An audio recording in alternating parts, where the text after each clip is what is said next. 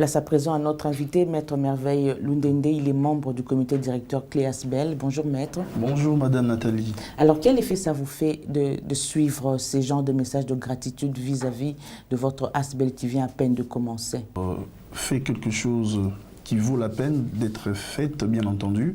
Et nous sommes également habités par un sentiment du devoir accompli, puisque nous nous sommes bien entendu lancés dans un schéma tel que nous nous sommes assignés des objectifs qui, en ce qui nous concerne, sont nobles, des objectifs qui cadrent avec la justice. Et si nous voyons de telles scènes, ça ne peut que nous remplir de bonheur.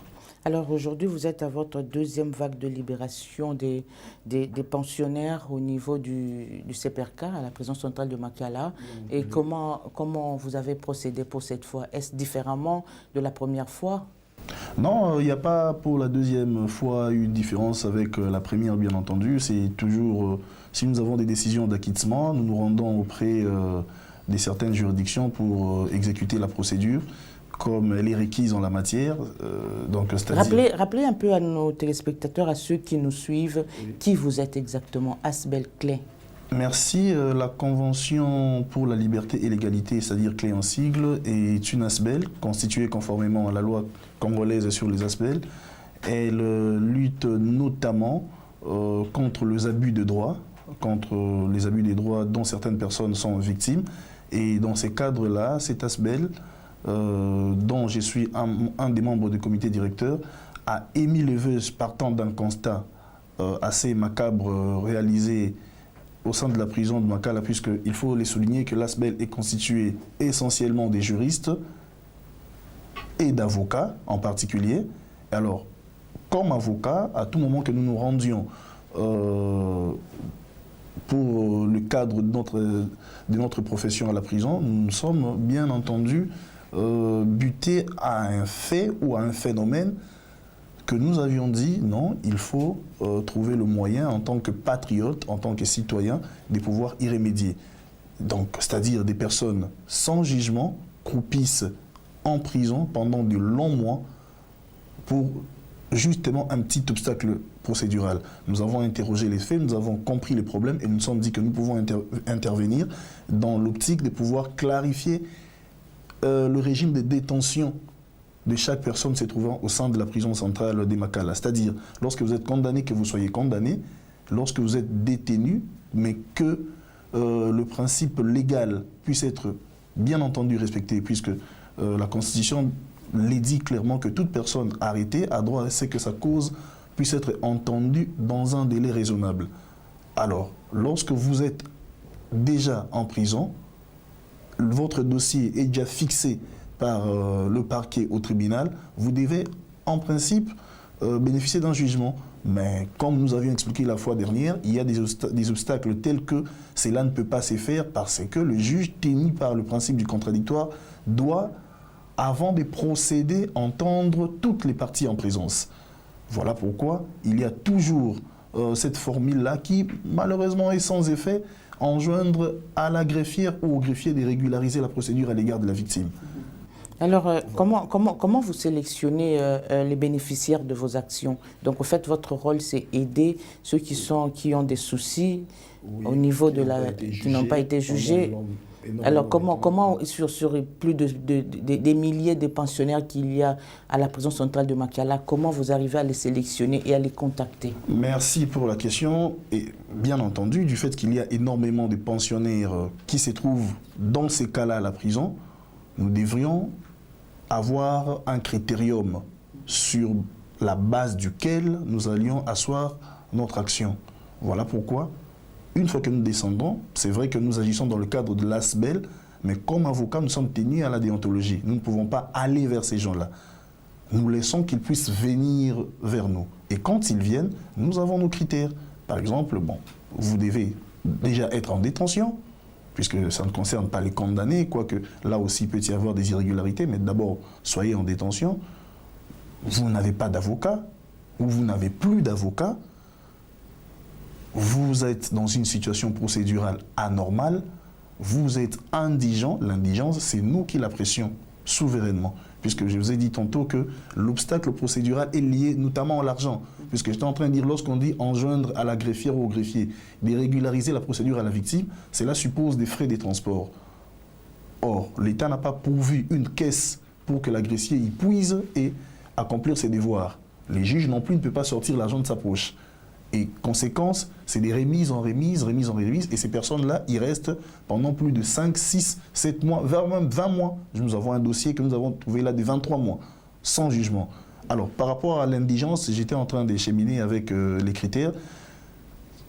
L'indigence, au regard de la législation congolaise, est prouvée par une attestation d'indigence. Alors, nous nous sommes dit, puisque ces gens-là sont indigents, pour régulariser la procédure à l'égard de la victime, ça vaut peut-être un $10. Or, cette attestation d'indigence-là coûterait $30. Et alors, c'est contraire à toute logique que nous puissions asseoir l'indigence sur base de ces formalismes-là, considérant que, déjà, cette personne-là manque même un $10 pour que l'on puisse faire venir la victime, afin que le juge puisse procéder, que l'on puisse l'atteindre, comme on le dit en droit. Si elle n'est pas atteinte, mais au moins que l'on constate à travers l'acte d'huissier ou de greffier qu'elle a été atteinte mais ne s'est pas présentée, là on peut passer outre. Alors comment dès lors leur imposer cela? Voilà pourquoi nous nous sommes dit, l'indigence, c'est nous qui la pressions. Donc vous êtes là, quand déjà vous avez fait énormément de temps, vous manquez d'argent pour ça, nous comprenons que vous n'avez pas des moyens et nous venons à votre secours. Donc voilà, entre autres, les critères... Alors vous avez suivi récemment la même activité, on ne parle pas de concurrence, c'est d'ailleurs anormal d'en parler, mais la ministre de la Justice venait de faire libérer près de 501 personnes détenues arbitrairement, illégalement ou qui ont dépassé leur délai de détention. Et c'est à la suite logique de ce que vous faites aussi. Comment avez-vous pris cette action? Non, il y a une nuance. L'acte posé par la ministre de la Justice concerne une libération conditionnelle. Or, la libération conditionnelle n'est possible que lorsque vous êtes condamné. Ok, donc vous êtes en prison, vous avez déjà bénéficié d'un jugement, vous êtes condamné, et lorsque vous dépassez un seuil, on remarque qu'au regard de votre attitude dans la prison, vous êtes pratiquement irréprochable, vous pouvez être sélectionné et être bénéficiaire de la plume de la ministre, puisqu'il n'y a libération conditionnelle que sur fond d'un arrêté pris par le ministre de la Justice ou le ministre ayant la justice dans ses attributions. Donc là, les personnes sont condamnées et bien entendu, elle aussi, l'excellence Rose Mutombo, dans le cadre de désengorger cette prison-là, a dit non, bon, puisque il faut quand même aérer la prison, procédons comme tel. Mais nous, il ne s'agit pas des personnes qui sont condamnées. Voilà toute la différence. Il s'agit des personnes qui sont détenues mais qui n'ont jamais bénéficié d'un jugement. C'est vrai qu'à la longue, l'activité menée par la ministre et celle que nous menons se rencontrent en termes d'objectifs, puisque nous disons ceci, nous disons que nous voulons désemplir les milieux carcérales, désengorger les cours et tribunaux. Pour désemplir le milieu carcéral, oui, la liberté ou la libération conditionnelle le fera. Ce que nous faisons, les fera aussi. Voilà. Donc, vous avez commencé votre action, vous avez réussi à libérer pour la première vague 9 pensionnaires. Bien entendu. Et cette fois, vous êtes à 8. La troisième fois, ça sera 7. Est-ce que votre action n'attire pas trop parce que vous vous plaignez aussi trop des conditions dans lesquelles vous travaillez ou vous n'avez pas vraiment l'assentiment du personnel judiciaire qui devrait accompagner votre action? Cette question méritait vraiment d'être posée ou valait la peine d'être posée. Le problème n'est pas lié au nombre, puisque si les choses se font normalement, nous compterons des dizaines et des dizaines de libérations chaque semaine ou chaque 2 semaines, puisqu'il faut quand même respecter le délai de la huitaine, puisque le prononcer déjà à 8 jours, les juges doivent rendre la décision. Mais pourquoi il y a ces faibles taux de libération? Voilà pourquoi je voulais d'ailleurs le souligner, et vous avez bien fait de me la poser cette question. Nous travaillons bien en dépit de quelques soubresauts et vicissitudes liées notamment aux attitudes et comportements de quelques opérateurs judiciaires. Déjà, au niveau des juges, les prononcés des décisions se font très rares, très à tendre. Il y a des dossiers pour lesquels nous avons déjà plaidé il y a 4, 5, 6 mois, mais jusqu'à présent, il n'y a pas de prononcé. Bon, ça entre dans le système, puisque malheureusement, c'est comme ça en RDC, mais nous avons trouvé des moyens pour y remédier. Mais deuxièmement, et là, malheureusement, je pense que cette vague de libération peut être la dernière, puisque nous sommes heurtés à une sorte de gloutonnerie. La dernière. Bien donc, entendu. vous pensez ne plus... Nous pensons ne plus procéder à la libération de ces VIP, comme nous les appelons. Puisque nous nous sommes dit ceci, nous appliquons un principe de justice. Nous n'allons pas tomber dans la compromission. Okay? C'est-à-dire, ne pas céder aux mains tendues en direct de certains juges, genre, ben voilà, pour que je puisse libérer, donnez-moi autant. Nous disons non. Ça sortirait de toute logique, puisque nous voulons appliquer, comme je l'ai dit tantôt, un principe de justice, et nous ne devons pas sombrer nous-mêmes dans ce qui est en porte-à-faux avec la justice. Donc nous nous occupons justement de rechercher des jugements pour ces gens-là, mais puisqu'à la base, ces personnes-là sont indigentes et que ça suppose des frais, toute cette procédure-là, de faire quitter quelqu'un des Macas-là, nous pouvons aussi assurer cela. Mais nous, comme je le disais tantôt, nous sommes heurtés à cette gloutonnerie-là. Quand vous allez devant les greffiers pour qu'ils exécutent cette tâche-là, mais c'est toujours de la surenchère. Est-ce que vous ne voyez pas qu'avec ça, vous avez raté un peu l'objectif de votre ASBEL, parce que vous devriez commencer par attaquer le mal dans son fondement, c'est-à-dire le problème de pauvreté et de surévaluation même des coûts des procédures judiciaires. Nous n'avons pas raté... Parce que vous êtes victime vous-même de ça. Nous n'avons pas raté l'objectif, pas des l'ASBEL, mais du projet, il faut le souligner, parce que l'objectif qui est nôtre, c'est rechercher les jugements de ces gens-là. Nous nous arrêtons juste là. Mais ce n'est pas le travail de l'avocat que vous êtes. L'avocat va jusqu'au bout de sa mission.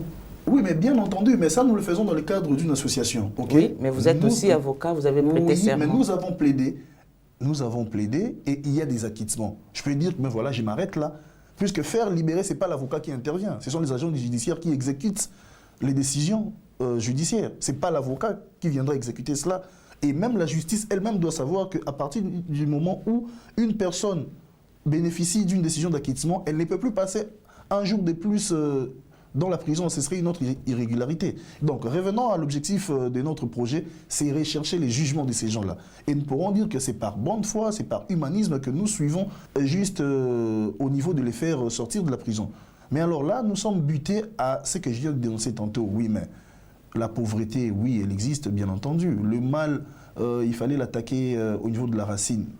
Nous sommes bien d'accord. Mais nous ne pouvons pas, au fait, nous mettre dans une posture de tout embrasser au même moment. Qui trop embrasse mal étreint. Donc, il faut circonscrire le cadre de notre projet, chose que nous avons faite. Nous marchons comme tel. Et si nous trouvons qu'il y a des problèmes, nous avons saisi certaines autorités judiciaires, bon, jusqu'à présent... Est-ce que vous n'avez pas d'autres moyens de coercition, d'autres moyens de bloquer un peu ou de débloquer cette machine judiciaire qui bloque par rapport à la lenteur dans les exécutions des décisions judiciaires en général et particulièrement dans ce que vous faites? Oui, mais je venais de le souligner ici que cette lenteur dans l'exécution naturellement des prononcés, c'est quelque chose qui est général. Ça ne concerne pas le projet VIP. Puisqu'il y a des affaires qui ont été plaidées, mais jusqu'à 1 année, 2 ans, ils n'ont pas encore connu de prononcé. Alors ça, c'est quelque chose que nous, à notre niveau avocat, nous pouvons faire, mais c'est dans des grandes instances que cela doit être résolu. Les chefs de corps des institutions judiciaires doivent y veiller. Malheureusement, à chaque moment qu'il y a un chef de corps qui vient, c'est toujours cela qui est dit. Je lutterai pour que désormais, les affaires puissent être prononcées dans les délais de la loi. Mais rien ne s'est fait, nous sommes là. Est-ce que les avocats que vous êtes commencent à se décourager? Nous n'allons pas nous décourager, puisque si nous nous décourageons... Le projet n'a pas encore fait 5 ans. Vous savez, madame, la définition de la toge. Okay? La toge d'avocat a 2 couleurs. Dites-nous. La couleur noire, ça représente l'injustice. La couleur blanche, c'est la justice. Qu'est-ce que ça veut dire? Ça veut dire que dans un univers rempli d'injustice, nous sommes là en tant qu'avocats, en tant que défenseurs de cause, pour apporter une lueur d'espoir, une lumière, donc une justice. Donc, c'est dire que nous sommes déjà dans ces terrains-là depuis longtemps, genre que dans un environnement rempli d'injustice. Justement, il fallait vous y préparer, parce que vous êtes des avocats. Nous sommes préparés, bien entendu. Voilà pourquoi ces situations d'injustice ne peuvent pas nous décourager. Mais nous disons que par rapport au projet, il y a des objectifs. Ok? Notre objectif, nous le faisons, puisque ces mauvaises attitudes des agents judiciaires-là sont même liées par rapport à ce qui cadre avec le projet. Par exemple, ce que je vous dis au regard des prononcés, ça nous fait tellement mal. Vous êtes là pour qu'une personne qui a déjà fait 6 mois en prison sans jugement, vous venez vous plaider, mais 2 mois, il n'y a pas de prononcé. Ça fait mal, mais ça ne nous décourage pas. Mais par rapport à l'autre aspect du problème, ça, il ne s'agit pas d'un découragement. Il s'agit plutôt d'une évaluation. Puisque lorsque vous faites un projet, vous devez à un certain moment vous arrêter et évaluer, savoir si vous devez continuer, avancer. Est-ce qu'il n'y a pas des pistes, des solutions par rapport à ça? Par rapport à quoi Par rapport à votre souci, c'est la libération des détenus que vous avez, auprès de qui vous avez réussi à obtenir des jugements d'acquittement. C'est ce qui bloque. Voilà, si nous avons réussi à obtenir des jugements d'acquittement, puisque notre souci, c'est qu'ils soient jugés. Nous ne recherchons ni la condamnation, ni l'acquittement. Mais nous cherchons que ces prévenus-là puissent être jugés. Alors, à partir du moment où ils sont jugés et qu'il y a une décision d'acquittement, nous procédons. Alors, ce qui bloque, les agents sont très gloutons. Les agents judiciaires, ils exigent plus. C'est la surenchère. Pourquoi? Parce que lorsque vous êtes porteur d'un projet... Soyez un peu plus clair. Oui, lorsque vous êtes porteur d'un projet, bien entendu, c'est là où j'allais en venir. Ils estiment toujours que vous avez des financements assez conséquents, vous avez beaucoup d'argent et ils doivent en profiter pour se nourrir sur vos poches. Est-ce que c'est faux? Très faux. Très faux en ce qui concerne la clé. Dieu aidant, Dieu voulant, demain, il y aura...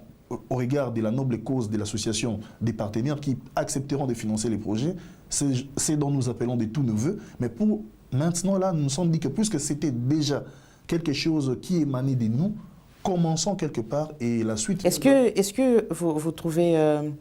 comment vous appréciez cela, accompagner un justiciable qui était déjà dans le désespoir, qui a fait autant de temps incarcéré, qui a son jugement... et puis vous le laissez avec un goût d'inachevé, c'est-à-dire la suite pour l'exécution, ce justiciable devrait se débrouiller. Vous savez, madame, il y a quelque chose, ça je dois les marteler, que nous connaissons dans le cadre toujours de l'exécution de ces projets. Il y a de ces greffiers-là qui, je ne sais pas s'il faut parler de la malignité ou de la malhonnêteté. Ils sont là, ils ont des contacts de certains prévenus, puisque dans les dossiers, souvent il y a des numéros de membres de famille et ainsi de suite. Mais lorsqu'ils remarquent qu'il y a des décisions d'acquittement, ce qu'ils font, c'est quoi? Ils prennent contact avec certains membres de famille. Votre enfant a été libéré, voilà, il faut cela, il faut ça. On vient, on donne l'argent et la personne est libérée. Lorsque nous irons là-bas pour faire libérer la personne, oh ben non, la personne était déjà sortie. Donc, nous sommes dans un environnement en putréfaction, si je peux dire ainsi, mais nous n'allons pas lésiner sur le moyen, nous allons continuer notre bonhomme des schémas. Aujourd'hui, demain, ça réussira puisque nous sommes porteurs d'une cause assez noble et nous allons nous donner les moyens de réussir. Pour le reste, c'est dans le cadre de l'évaluation, c'est dans le cadre de ce que nous connaissons déjà au regard de notre système judiciaire comme difficulté, ça ne nous empêchera pas d'évoluer.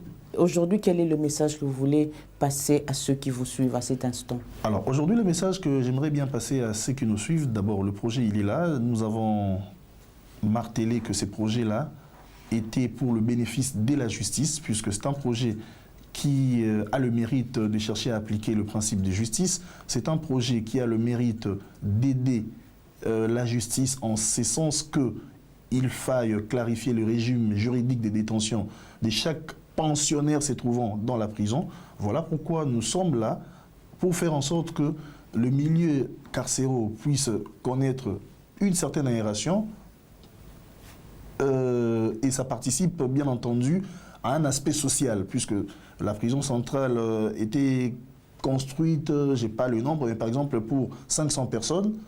Aujourd'hui, le nombre a décuplé, il y a 5000, mais grâce à ces projets-là, si il fallait qu'il y ait 1000 en prison, mais notre projet aide à ce que vous restez 700, je pense quand même que ceux qui sont là vont respirer le bel air. Donc c'est un projet assez noble, d'où voilà le message concrètement, c'est que les autorités judiciaires puissent nous accompagner. Nous ne demandons rien de plus, nous demandons juste que le droit puisse être appliqué. Alors quelle est la suite? Vous êtes à votre deuxième vague, à quand la troisième vague des libérations? Oui, il y a au niveau de certaines juridictions déjà des décisions de prononcer, des décisions d'acquittement, une dizaine bien entendu. S'il y a des prononcés, il y a des décisions d'acquittement en faveur de ceux pour qui nous avons défendu, nous ne manquerons pas de faire ce que nous faisons, encore que là, comme je vous ai dit, ça risque d'être la dernière, à moins que les autorités judiciaires comprennent. Et, donc là, vous menacez presque. Non, nous ne menaçons personne. Nous disons, ben voilà, nous préférons battre en retrait, à moins que ce que nous avons demandé autrefois aux autorités judiciaires puisse être suivi des faits favorables, bien entendu, pour ne serait-ce que réduire en notre faveur le coût de certaines procédures judiciaires. Et là, nous allons continuer. Et aussi permettre à ce que l'on puisse rendre des décisions assez rapidement. Puisque vous savez, et ça j'aimerais le dire, lorsque vous entendez dire que le procès pénal requiert célérité, c'est parce que l'objet du procès pénal est un objet qui touche au droit fondamental garanti d'une personne. C'est-à-dire, ça peut être la liberté, ça peut être la vie ou ça peut être un bien. Donc, on ne peut pas blaguer avec la situation d'une personne. Déjà, être en prison, c'est pas en fait l'Eldorado, la prison. Les gens y croupissent dans des conditions infra-humaines. Je vous dis infra-humaines. Déjà, si vous sentez ce que nous sentons en étant dans la prison, en tant qu'individu, en tant que personne normalement constituée, vous aurez de la peine. Et pire encore, lorsque vous avez leur déclaration, ils vous disent que dans un espace, je ne sais pas moi, un salon de 10 ou 5 mètres, il suffit de faire 1 mètre de marche, vous transpirez. Pourquoi? Parce qu'il y a assez de personnes. Où vous pouvez dormir à 5, mais ils sont là peut-être à 100, à 200, 300. Mais est-ce qu'entre-temps, le projet ne ferme pas, mais vous modifiez seulement la manière de travailler? Non, le projet continue. Le projet, il est assez noble. Nous ne pouvons pas nous arrêter. Mais nous disons juste sur l'aspect libération. Nous n'allons plus intervenir. Nous risquons de ne plus intervenir compte tenu de ce que nous reprochons à certains agents judiciaires. Mais demain, puisque nous avons déjà anticipé les choses, nous avons saisi les autorités judiciaires pour leur demander un suivi dans cet aspect. Si nous avons des réponses favorables, nous allons continuer à redonner le sourire à ces détenus-là libérés. Alors, Maître Merveille, un dernier mot en faveur de nos téléspectateurs, ceux qui vous suivent, ceux qui peuvent se sentir concernés ou dont même des familles peut se sentir concerné dans cette situation. Quel est votre message à ce jour? Merci déjà à tous ces téléspectateurs qui nous suivent et qui auront bien entendu l'occasion de nous suivre par après. Nous sommes là, le projet, il est à vous en quelque sorte. Le projet milite pour une œuvre complètement noble. Alors, nous sommes situés sur le 279 avenue Kalembelembe dans la commune de Lingwala, justement derrière la SANEF. Et si vous voulez nous contacter, veuillez nous contacter à travers les numéros 081 76 66 676 ou le 081 52 37 807. Et donc, que tout le monde qui se sent intéressé par rapport à ce projet puisse nous approcher et nous allons ensemble concourir à un idéal qui est un idéal de justice.